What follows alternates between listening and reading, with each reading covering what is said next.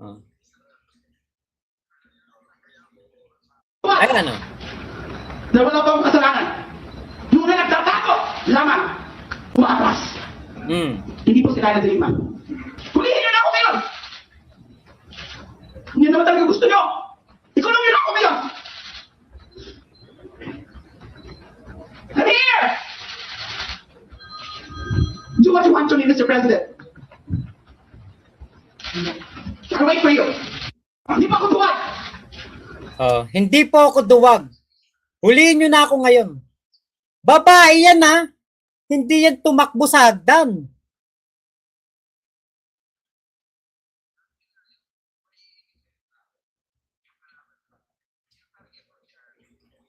Abay talaga nga hangaan mo pa to si Laila de Lima. Kasi mabuti pa tong si Laila de Lima hindi po siya tumakbo, hindi siya natakot.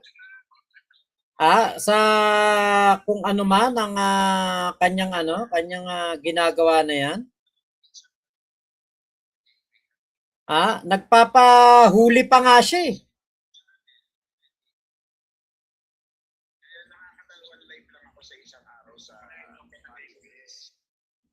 Diba?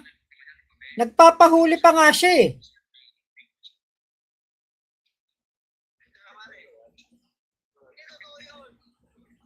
Hindi tinakbuhan ni yan. Hindi tinakbuhan ni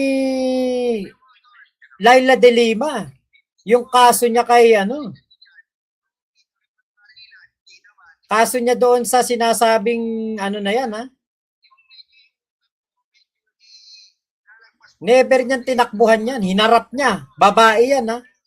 Pero si Bato putya naturingang kalalaking tao, nagtatakbo. Jimpax 2789 bias. Siyempre, alam ka naman kumampi ko sa kriminal. Ikaw ba kakampi ka sa kriminal? Kung ikaw kakampi ka sa kriminal, di ikaw yun. Pero ako, hindi ako kakampi sa kriminal.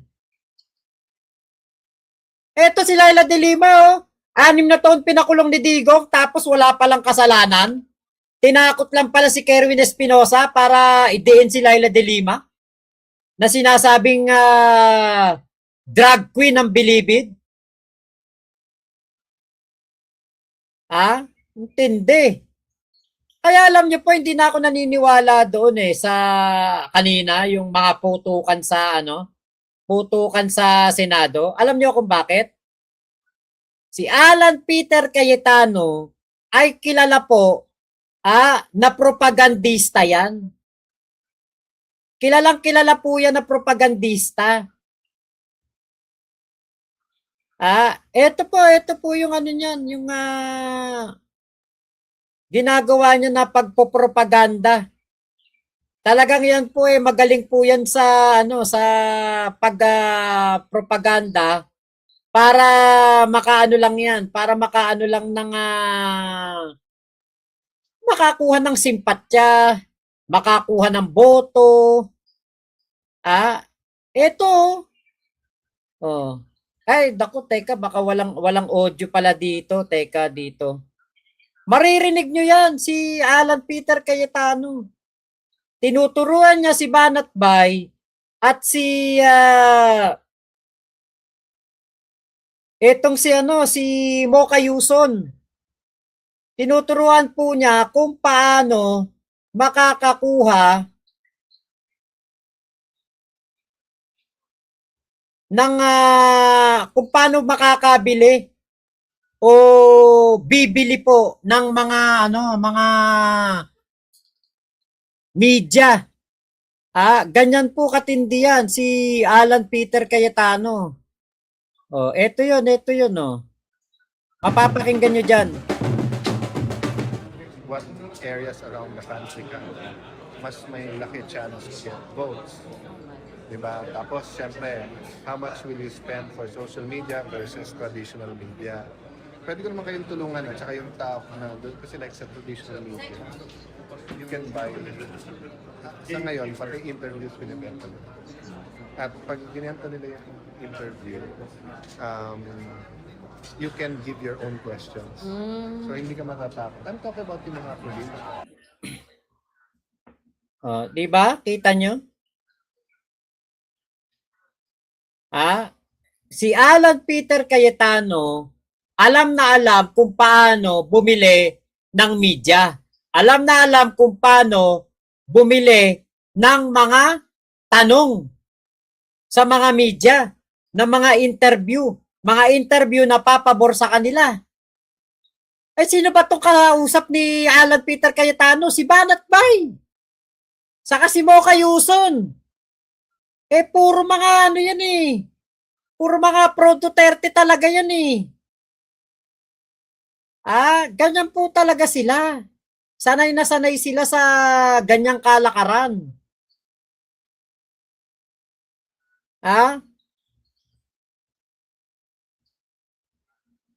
Kaya nga po talagang itong ano na ito, style na ito nila, ano na to kumbaga, ano na to, basang-basa na ang kanilang mga papel dyan po sa Senado. Ito yung mga ano yan yung mga trapong-trapo. Yan yung mga senador na kumbaga sa panabong na manok, mga may tahid na.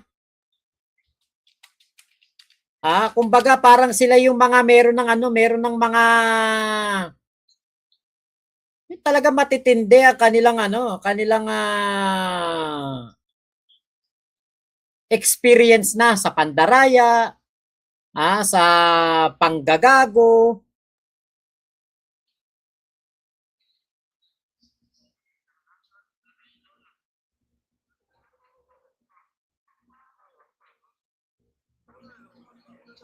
Yan ang ano nila dyan yan ang style nila dyan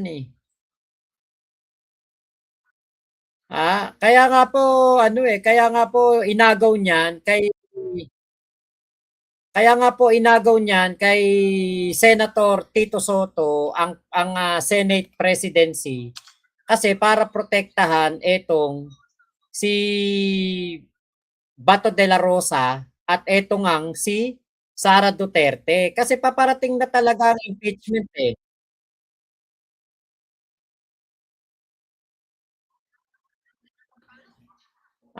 paparating na kasi ang impeachment.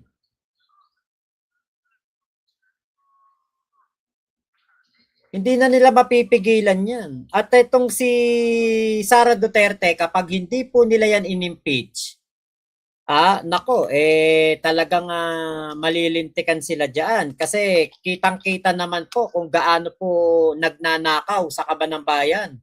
Etong si